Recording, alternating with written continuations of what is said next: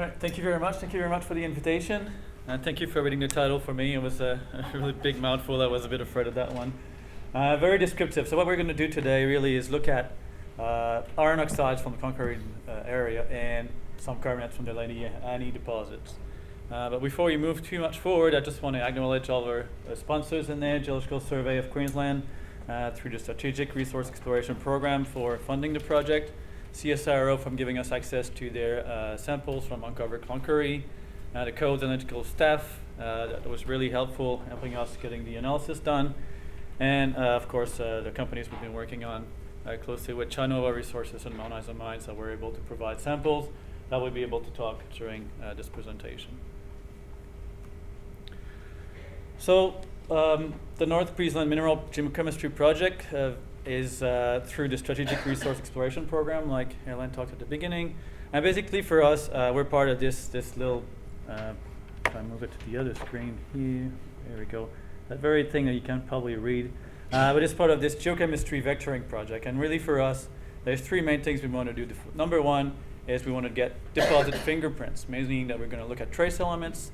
We're going to characterize the hydrothermal alterations around these deposits through specific minerals, and we have different minerals we've been analyzing: magnetite, pyrite. We've also done chlorite, carbonates, apatites. So every minerals that are sitting in these deposits, we're trying to characterize them to get a fingerprint. To do this, so far we've used CSIRO dataset. Like I said, it's 155 polished mounts from 21 different deposits and prospects, and I'll show a map in a minute. But there's also two other things that we try to do. The second one is to deposit footprints. So once we know the fingerprint, we know how they look, how far this extension will extend, and where can we map it, and is there a mineral chemistry signal that extend to 1 or 2 or 3 kilometers? Can we track them through the host rock, or can we track them through veins, and try to figure out what's the best way to actually go explore for these things? And the last one is some age dating of non-traditional minerals, something like calcite, epidotes, maybe some chloride or amphiboles that have enough uranium to be datable, and this will probably be discussed in the next presentations we do in the next meeting. So the outline of today, a bit of a question of why mineral chemistry. So far we've been talking about geophysics and structure. I think geochemistry has to play a role in this, so we'll try to convince you why it's important. And we'll talk to you about the Northwest Queensland studies we've done. First bit will be a focus on IOCGs, looking at magnetites and pyrite chemistry. And the second bit will be focused on Lady Annie carbonate-hosted copper deposits and looking at the chemistry of the carbonates. And we'll close the talk with what's next and what we're planning for the next year and a half. So basically, why mineral chemistry? There's many gangue minerals in these deposits that are very sensitive to changes in fluids and chemistry and temperatures. And we can track these changes of chemistry and temperatures through laser ablation. So the main minerals that we're tracking are some sulfides, either pyrite or pyrite, some silicates, could be chloride, could be epidote, could be quartz, or white mica as well is one of those that we've been starting to track a little bit. Could be the oxides, either hematite, magnetite, could be the carbonates, dolomite, calcite, anchorites, any type of carbonate that works. And the phosphates could be apatite, it could also be monazite and other phosphates that are there. So basically, together, all these minerals can help us identify a fingerprint of the deposit, and we can actually try to look up outboard and aid mineral exploration to define footprints and how far these mineral geochemical halo will extend. Why codes? Why us? It's been laser ablation has been a central part of codes for the last 15 years. It was developed through Amara series of projects. They worked a lot on porphyry epithermal exploration, and then there's studies that are coming out now that are saying that these green rocks environments surrounding porphyries are really, really good footprints. There's a nice variation of chemistry from proximal to distal. And the next thing after looking at porphyry deposit was, okay, let's look at IOCG system. They also, and sediment-hosted system, they have large alteration footprints. There's fluids that came through, deposited the deposits, and then there's actually leaks somewhere, so we should be able to find the chemistry or find some kind of residues from that chemistry from these fluids that leaked after they precipitated the minerals. So basically, how can we use these minerals to vector to ore deposits? So the sample locations, like I said, they're from the CSIRO uncovered Cloncurry projects. And this is a map from Jim Austin. I'm sure you would recognize it if you've been following a bit what CSR has been doing the last few years. Basically, this map is anisotropy magnetic susceptibility maps, but really for us they're just the locations of where the deposits have been studied. I don't want to go too much into the details of what AMS is, but really it's just to show you that we have this broad coverage through the whole of the Cloncurry area, and there's 15 or so deposits, 14 deposits for magnetites that we've looked at, and 16 deposits from pyrites. So they'll be covering most of the deposits. So before I move too much, I'm going to try to not scare you with magnetite chemistry, but it's a few concepts here I think are very important to understand why we care about magnetite chemistry and what does it do for you. It has a general inverse spinel structure, meaning it's a cubic mineral, and the general formula is A, B2, and O4. On the A side, tends to be divalent ions or cations or 2+, such as magnesium, iron, nickel, manganese, cobalt, or zinc. And on the B side, it tends to be trivalent cation or +3, such as aluminum, iron, chromium, vanadium, manganese, and gallium. And there can also be some +4 titanium that occupies the B side, and then this works when you have the divalent substitutions with another cation. All right. And the reason I'm telling you all this is coming to this a bit of a reason. There's some substitution that may occur to oxidation state of the fluid. So vanadium is found at 3 different states, +5, +4, +3. So the more oxidized, the more pluses. Chromium and manganese as well do the same thing. And in terms of temperature, titanium and aluminum tends to be a tracer of temperature. So you can have desubstitution at high temperature, you should have more titanium.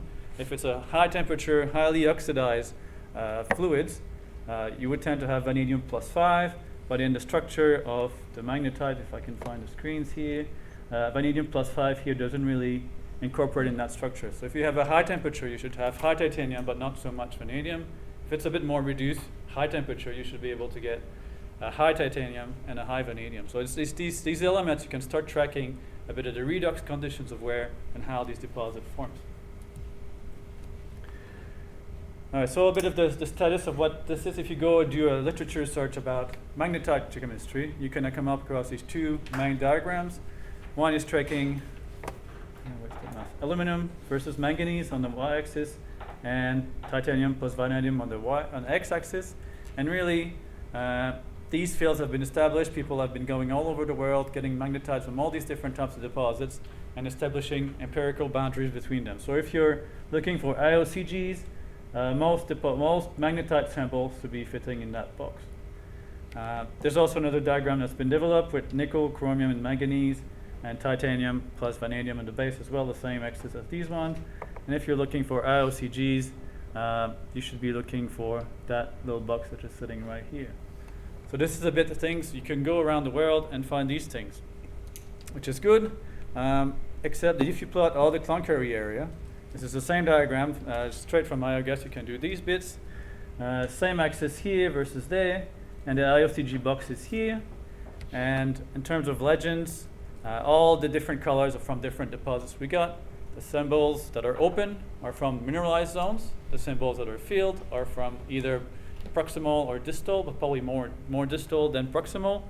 And basically, one of the issues we have with this is that most of our sample plots around the IOCG field, but not really in it. So there's something in there that doesn't quite work for the Cloncurry district.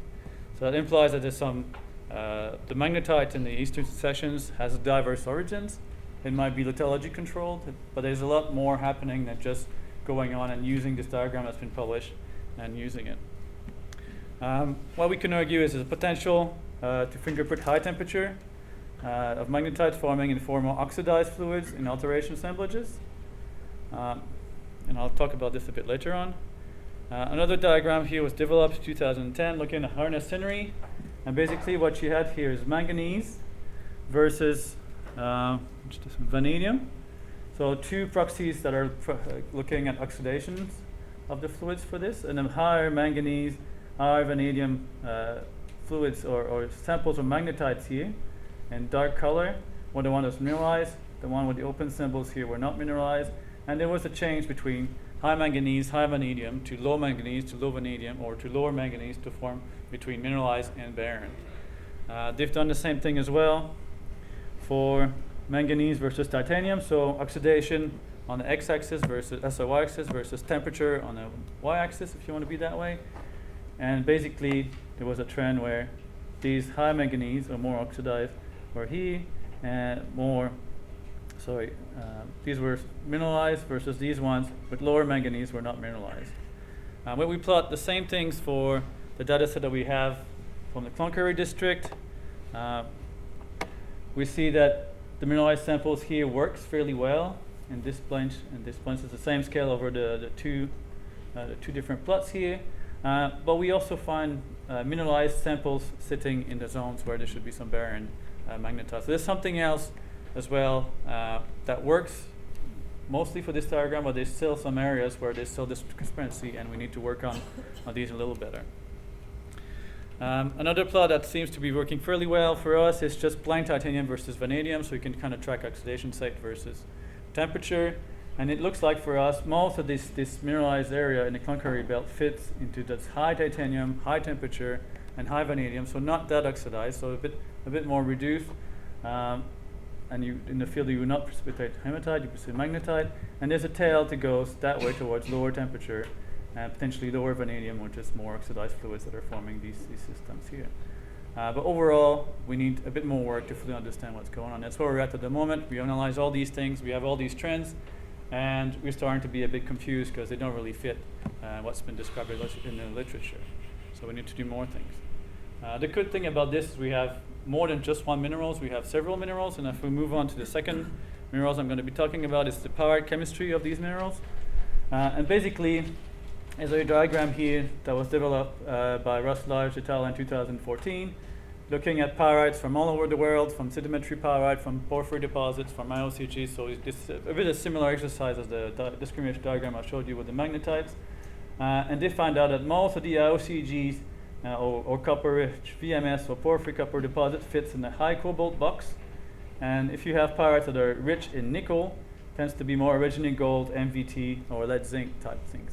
Right? And there's kind of a mixed origin. So basically they said this is more volcanic or magmatic derived fluids in that box and more sedimentary derived fluids in that box. That's how they divided their discrimination diagram. So if we look at our Cloncurry area here with all these deposits, again, there's a line here 1 to 1. So along that line here tends to be more of a mixed origin, but there's definitely a bigger trend that moves with pyrites with higher cobalt here that would suggest that they might be related to either IOCG, VMS, or porphyry. In our case here, we would suggest it's IOCGs because we know that's what they're supposed to be. And really, from this trend, I think there's 3 different M members that we can look at. One will be here a cobalt-rich nickel pore and a nickel cobalt, and a nickel and cobalt pore. So maybe there's some kind of area, there's some kind of mixing between different types of fluids that we can identify between this, or different pulses of fluids.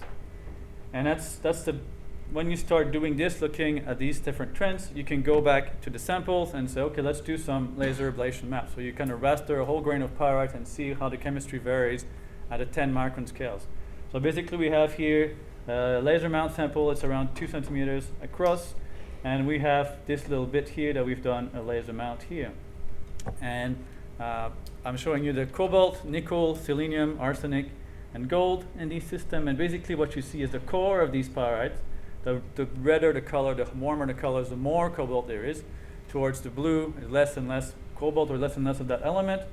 And basically the core of these pyrites are really rich, all the way to white to dark red.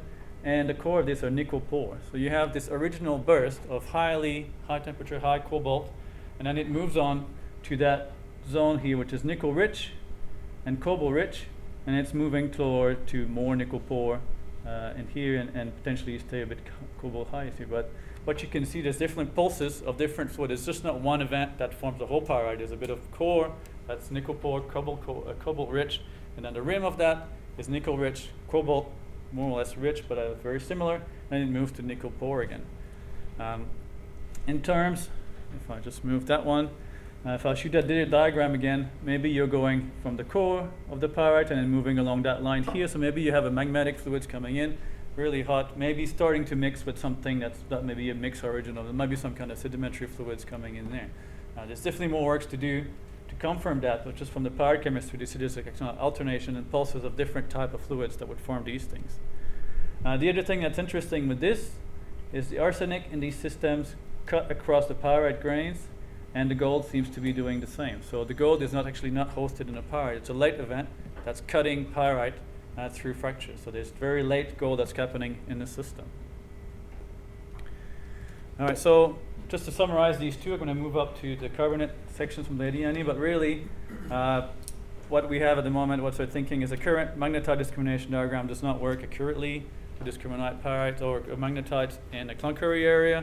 So if you want to use this tool, it's just a bit more careful in that, because it is a good chance that you end up with, where is the thing here? Could be a BIF related, or we could have a Cariuna type, or porphyry, or skarn types, magnetite that will actually be unidentified wrongly. So that's actually something that we need to work out. How does that work for the Cloncurry area? That's what we'll be doing. That's what we'll keep doing for the next year and a half or so. The next thing is the chemistry of the magnetite suggests it forms at different temperature and oxidation state, but really the main of the deposit tends to be high temperature. And the pyrite chemistry show that it's different pulses of fluids, or potentially some fluid mixing that forms these deposits. All right, so move on to the second section. Will be the Lady Annie carbonate study. Basically, the aim for this was to document the paragenesis of the carbonate veins, investigate the chemistry of the carbonates. Is there more than one generation of carbonates? And try to identify fingerprint signatures to test for a footprint study that will come up later in the year.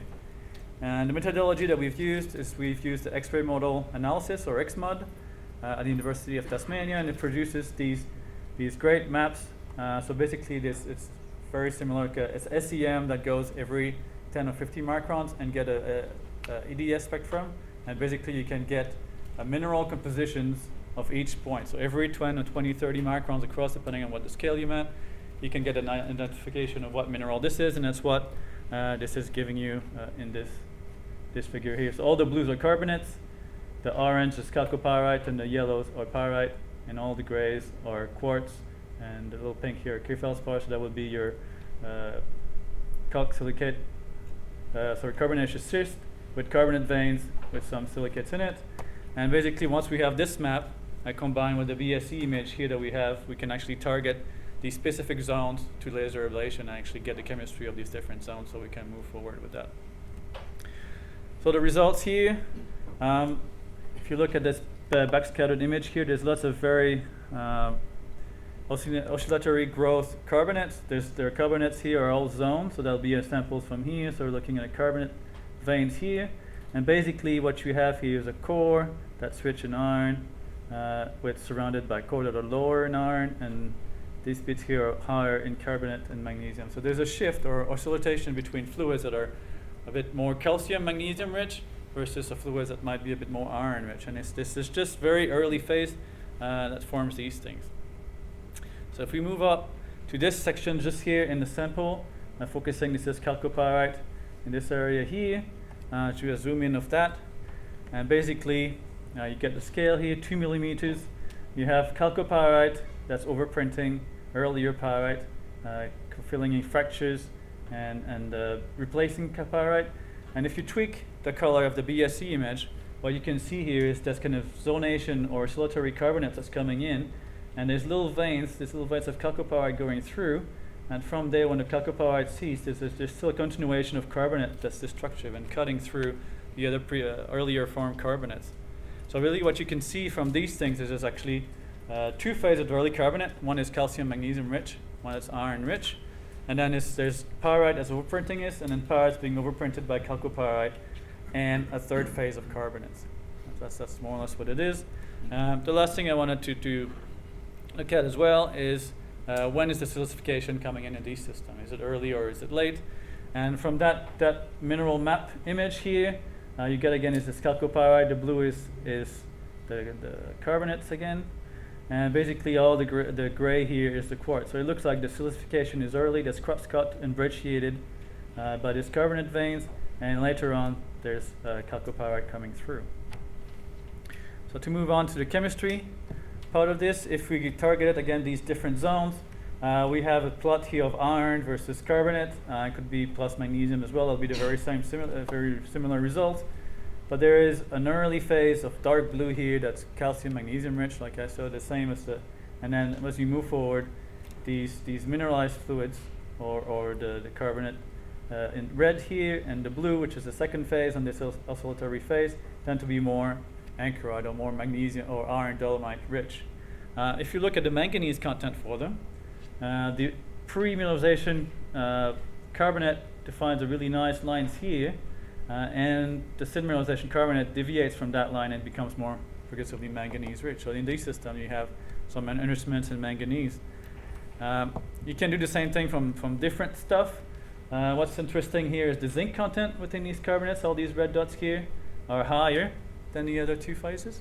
So you can potentially identify the mineralized carbonates through higher zinc, through higher manganese. There's also higher nickel in this one, and nickel higher strontium in this system, and they tend to have lower vanadium and rare earth element in general. So basically you can use all these signatures as a pattern and actually start to look for different carbonates in these veins and have this micro scale analysis where you form these different things. I also added here copper in these veins. The copper is always really low. Sometimes there's a bit higher amount of copper in this. We're not talking very much. The copper is not present in this system because it is present in the chalcopyrite. It's all been precipitated. It's been officially dropped out of the fluid. So that's a good thing. Now you still have zinc in there. The conditions were maybe not as reducing as it needs to precipitate zinc, but it was good enough for copper. So you can actually see that trend there. So in terms of summary from Lady Annie, the mineralization is late and associated with iron dolomites. It's associated with manganese, zinc, nickel, and strontium-rich carbonates. And the early carbonates have oscillatory zoning between calcite or calcium, magnesium dolomites and iron dolomites. So there's still some kind of a component of iron dolomite. There's more than one type of iron dolomites. One have high zinc, nickel, and manganese strontium, and the other one doesn't. So that's how you would be able to separate them apart. So in terms of outcome and implication, I didn't mention them too much at the beginning, but E1 and Ernest Henry deposits for the magnetites, they tend to be a bit unique. They tend to be higher up in titanium, and that could be one way to identify these types of deposits. The pyrite chemistry can be used to identify high temperature pyrite chemistry using cobalt-nickel ratios. If you have higher than 1, then you are in that corner, which is this IOCG and porphyry copper deposits. We haven't come across any pyrite within these areas that is actually that low in terms of this. They don't cross the line. So most of the pyrites that we've seen at these deposits were more indicative of high temperature, which is always a good thing to do. And lastly, the carbonate phases are associated with specific chemistry signature, and it could potentially be tracked.